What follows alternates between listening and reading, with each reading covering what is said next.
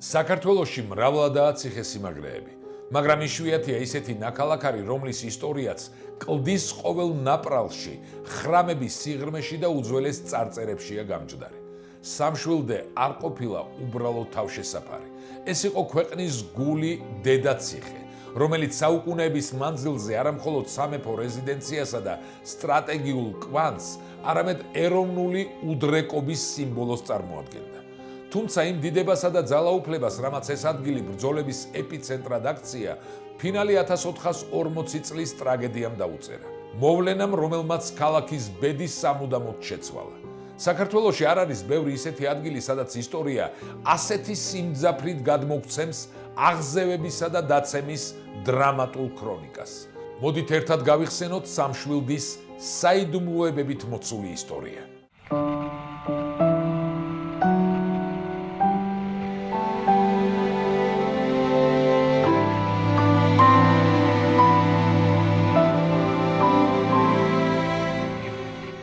აღმოსავლეთ საქართველოს რუკაზე, იქ სადაც ქვემო ქართლის პლატო მოულოდნელად ორად იყოფა, ბუნებრივი არქიტექტურის უნიკალური, მონუმენტური ნიმუში გვხვდება.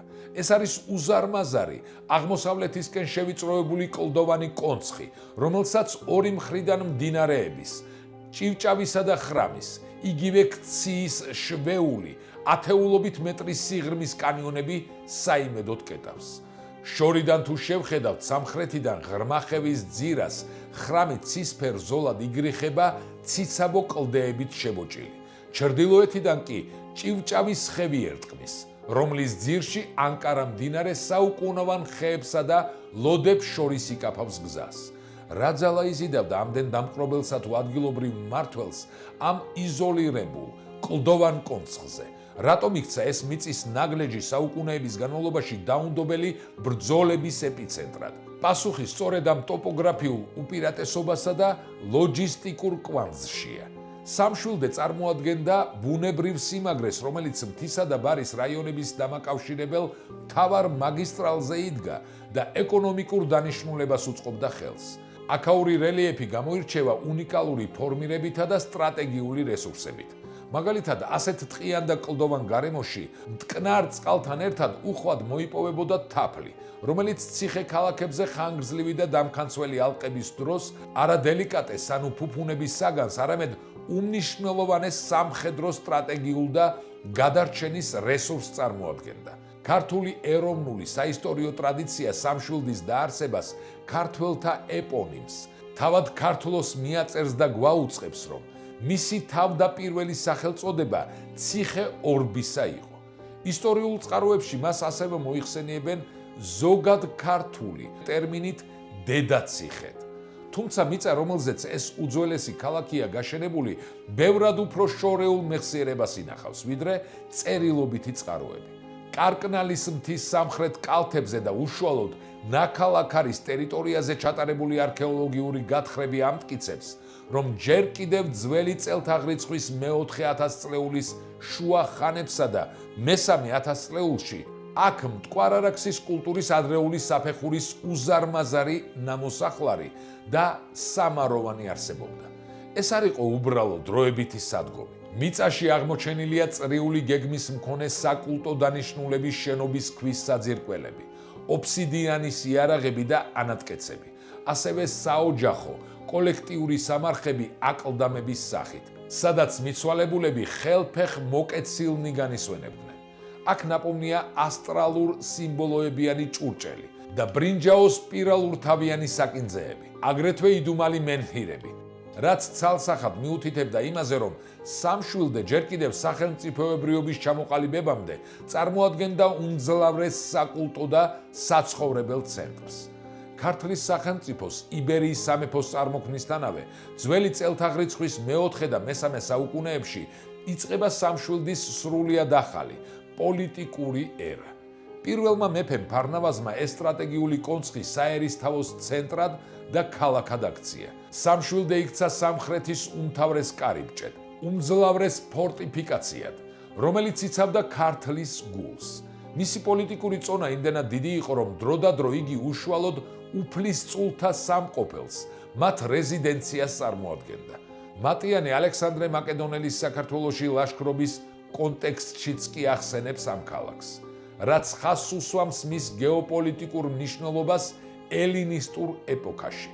მოგვიანებით მე-7-დან მე-9 საუკუნეების ჩათვლით ძველი პიტიახშთა გვარიშვილნი უმაღლესი რანგის მოხელეები მართავდნენ ამ ტერიტორიას.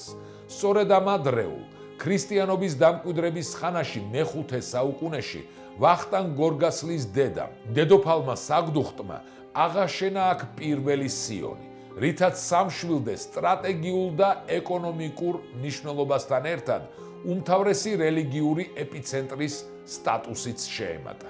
თუმცა საქართველოს ისტორია არასდროს ყოფილა მშვიდობიანი და სამშვილდეც ვერ აარიდებდა თავს ეპოქალურ ქარტეხილებს. მე-8 და მე-9 საუკუნეებში ქალაქი უკვე თბილისის საამიროს, არაბთა სასტიკი და დაუნდობელი მმართველობის სფეროს ექვემდებარება.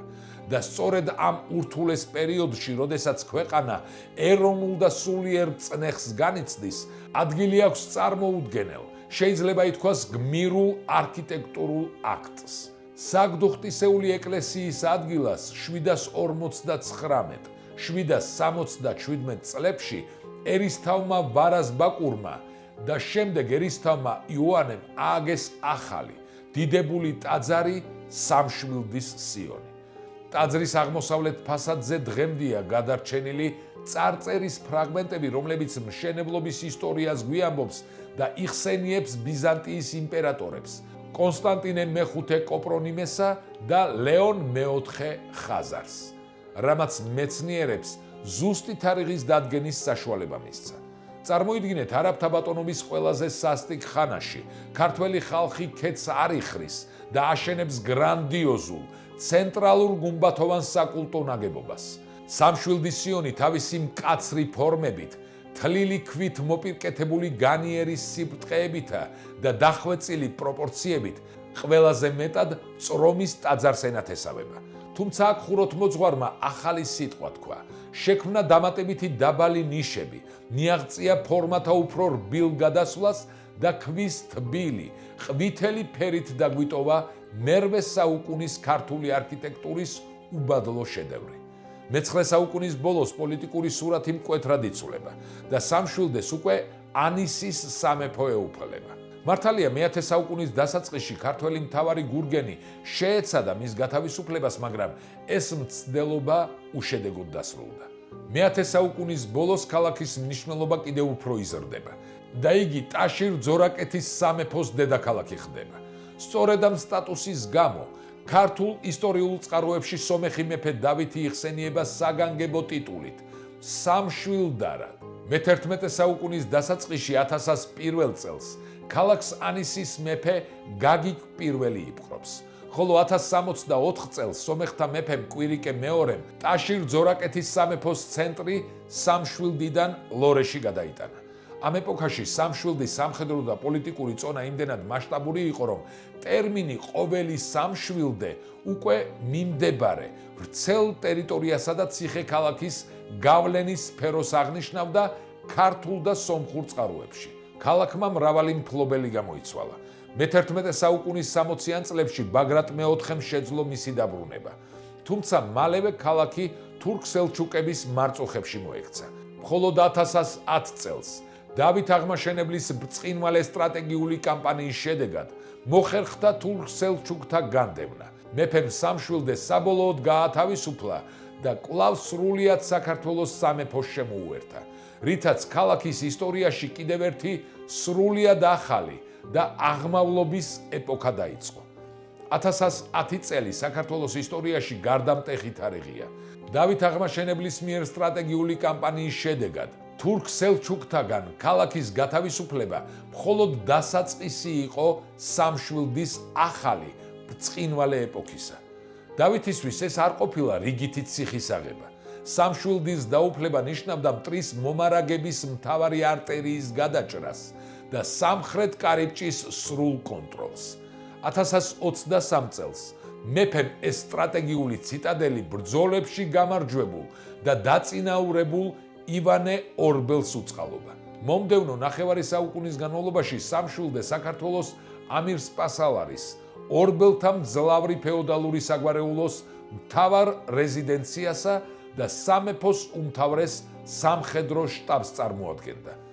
მაგრამ უზომო პოლიტიკური ძალაუფლება, როცა ის ერთი გვარის ხელში იყრის თავს, ხშირად წარმოშობს დაუმორჩილებლობისა და ამბოხის სურვილს. 1068 წელს ორბელთა დიდი აჯანყების ეპიცენტრად სწორედ სამშვილდე იქცა. ამ ამბოხის სასტიკი ჩახშობისა და ურჩი ფეოდალების დასჯის შემდეგ ნაქალაქარი კვლავ უშუალოდ საქართველოს მეფეს ემორჩილებოდა და სამეფო დომენის უშუალო საკუთრებად გამოცხადდა. სწორედ ამ სტატუსით შეხვდა იგი მომდევნო საუკუნეების განსაცდელს. სანამ ვისაუბრებდეთ იმაზე, თუ რამ გაანადგურა ეს ადგილი, თვალი უნდა გავუსწოროთ იმას, თუ რას ანგრევდა მტერი. როგორი იყო შუა საუკუნეების სამშვილდე თავისი ძლიერების ზენიტში. ეს არ ყოფილა მხოლოდ კლდეზე შეფენილი იზოლირებული სამხედრო გარნიზონი. ეს იყო ცოცხალი, მჩქეფარე ურბანული ცენტრი, უმნიშვნელოვანესი სავაჭრო ეკონომიკური არტერია, რომელიც სამ მკაფიო, ლოგიკურად დაგეგმარებულ ნაწილად იყოფოდა. დასავლეთით შედარებით ღია სივრცეში გაშენებული იყო საკუთრივ ქალაქი, რომელსაც გალავანი არ ჰქონია და სადაც ქალაქის ერი და სავაჭრო ერი ცხოვრობდა. აქ დღესაც კი მოჩანს ქვის ღობეებით გამოყოფილი საკარმი და მონაკვეთები და საცხოვრებელთა ნანგრევები. ვრცელი კაკლიანის უკან კი განისვენებს ძველი სასაფლაო, სადაც ბალახით დაფარულ საფლავის ქვებზე ოსტატურად არის ამოკვეთილი მწყემსების, მხედრებისა და ხელოსანთა გამოსახულებები. ეს ქვები უსიტყვოდ გვიყვებიან იმ სოციალურ მრავალფეროვნებაზე, რაც ამ ქალაქს ასაზრდოებდა. ქალაქის შუა ნაწილი, რომელიც მასიური გალავნით იყო გამოყოფილი, მთავარ ალაყაფის კარს მიღმა იწყებოდა. სწორედ აქ იდგა ფეოდალების, მხედართმთავრების, უმაღლესი მოხელეებისა და ციხისთავის სახლები. ალაყაფის კარიდან იწყებოდა 3 მეტრის სიგანის, ქვის ფილებით მოკირწყლული მთავარი ქუჩა, საიდანაც იტოტებოდა ვიწრო ჩიხები და საკარმი და მონაკვეთები. არქეოლოგიური დაზვერვები დღესაც ააშკარავებს ორსართულიანი საცხოვრებელი სახლების კონტურებს. პირველი სართულები მარნებსა და სურსათის სამეურნეო საწყობებს ეთმობოდა. აქვეა აღმოჩენილი საწნახელი ზღარიანი ქვები და ბორბლები, რაც სოფლის მეურნეობის, კერძოდ მევენახეობის უწყვეტ ტრადიციაზე მიუთითებს. მეორე სართულზე კი საცხოვრებელი ოთახები იყო მოწყობილი, კედლის სპეციალური ნიშებითა და ოსტატურად ნაგები ბუხრებით. ამავე სივრცეში გალავნის მახლობლად დგას მდარე ქვით ნაგები ღვთისმშობლის მიძინების ეკლესია, რომლის ინტერიერში სანთლების ალისაგან გაჭვარტლული დიდი, შავი მენჰირია აღმართული. წარმართული ეპოქის, სავარაუდოდ ძველი წელთაღრიცხვის მეორე 1000 წლეულის რელიქვია, რომელზეც მე-11 საუკუნეში ჯვარი და სუმბათ ერისთავის სომხური წარწერა ამოუკვეთიათ. იქვე დგას მე-12-13 საუკუნის ეკლესია თეოგენიდა და უძველესი ტეტრალიტი, ერთმანეთზე დალაგებული 3 დიდი ლოდი, რომელიც მე-4-ს ეყრდნობა. ყველაზე აღმოსავლეთით კი მდინარეთა შესართავის თავზე, კონცხის ყველაზე ვიწრო და მიუვალ ბოლოს აღმართული იყო შიდა ციხე, ქალაქის გული და უკანასკნელი ბასტიონი. იგი დანარჩენი ქალაქისგან 6 მეტრიანი სისქის უზარმაზარი დასავლეთის გალავნით იყო გამოყოფილი. დროთა განმავლობაში მტრის საალყო ტაქტიკის დახვეწასთან ერთად კედლების სიმაღლემ 10-12 მეტრს მიაღწია. გალავნის ბოლო ფენები ქმნიდა ფართო საბრძოლო ტალანსა და სარბენ ბილიკებს, საიდანაც შეიძლებოდა შუბისა და ისრის უპირატესობით ტყორცნა. ციხის კედლებზე შემდგომ პერიოდში გაჩნდა დიდი მრგვალი ბურჯები, სათოფურები და სალოდეები. ციტადელის შიგნით იდგა ორსართულიანი სამეფო სასახლეები და ტრომპებზე ამოყვანილი გუმბათით დამშვენებული აგურის 4 სათავსიანი აბანო. ხანგრძლივი და დამქანცველი ალყის დროს სრული იზოლაციის პირობებში გადასარჩენად კი აქ წყლის 2 უზარმაზარი აუზი იყო მოწყობილი. შიდა ტერიტორია 3 მოზრდილი ტაძარი, მათ შორის დიდებული სამშვილდის სიონი, დასავლეთით მდებარე სამნავიანი ბაზილიკა და აღმოსავლეთით მდგარი დავით აღმაშენებლის დროინდელი ფრესკებიანი დარბაზული ეკლესია ამშვენებდა.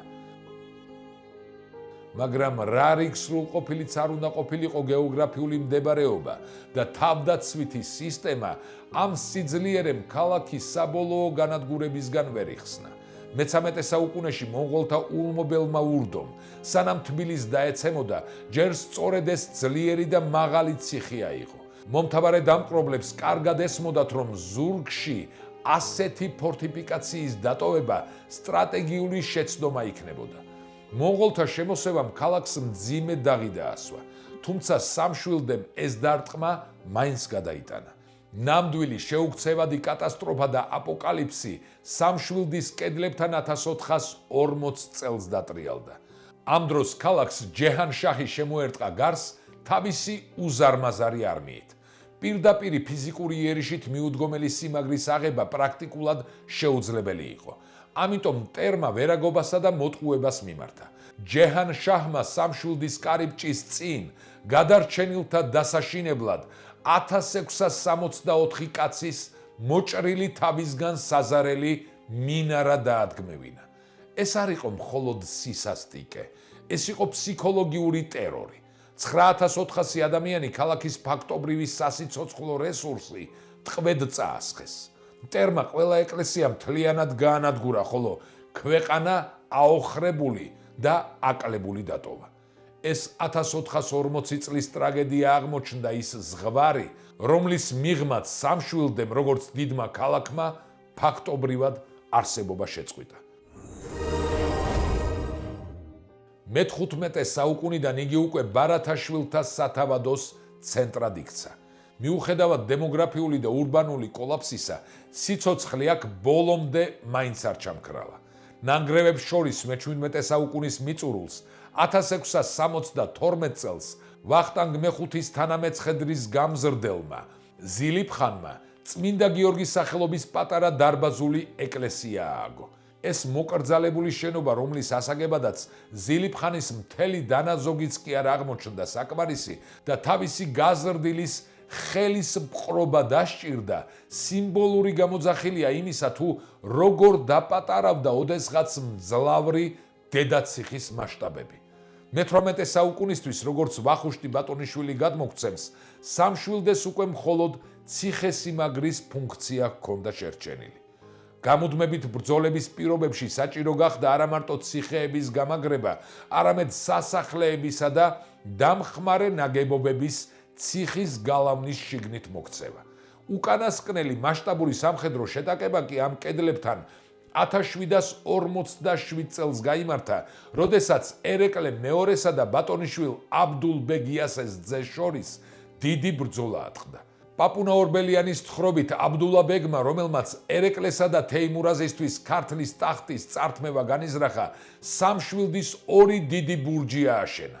წყლის დიდი აუზი გააკეთა სადგურად და 2 წლის თადარიგი დაიჭირა. რაც ყველაზე ნიშანდობლივია იმ ეპოქის ტრაგედიისთვის, მან გლეხები აყარა და იძულებით დააყენა ციხეში საალყო მძევლებად. დღეს იქ, სადაც ოდესღაც მძლავრი მეფეები და ამირსპასალარები მართავდნენ ქვეყნის ბედს, სადაც ოსტატები ოფსიდიანსა და თიხას ამუშავებდნენ და ქუჩებში სიცოცხლე ჩქეფდა, სიჩუმეა. ქვებში ღრმად ჩაზრდილი, დახლართული ფესვები უხმოდ, მაგრამ შეუჩერებლად შლიან საუკუნეებს. ჭივჭავისა და ხრამის კანიონებს შორის მოქცეული ეს გიგანტური ნაქალაქარი დღეს უკვე ბუნების განუყოფელი ნაწილია. თუმცა მისი მონუმენტური ნანგრევები, ხევებს შორის გამოკიდებული ზღუდეები და მიწაში ჩაფლული მენჰირები უსიტყვოდ ინახავენ იმ უდიდეს ტრაგედიას, უწყვეტ ბრძოლასა და უდრეგ სიმტკიცეს, რომელმაც სამშვილდე საქართველოს ისტორიის ერთ-ერთ ყველაზე დრამატულ და ძლევამოსილ ძეგლად აქცია. დაგვიწერეთ კომენტარებში, ნამყოფი ხართ თუ არა სამშვილდეს ციხე-ქალაქში და იცოდით თუ არა მის შესახებ. გამოიწერეთ კარდუს არხი, მოიწონეთ ეს ვიდეო და გაუზიარეთ, რაც შეიძლება ბევრს, რათა ყველამ გაიგოს ამბები საქართველოსზე.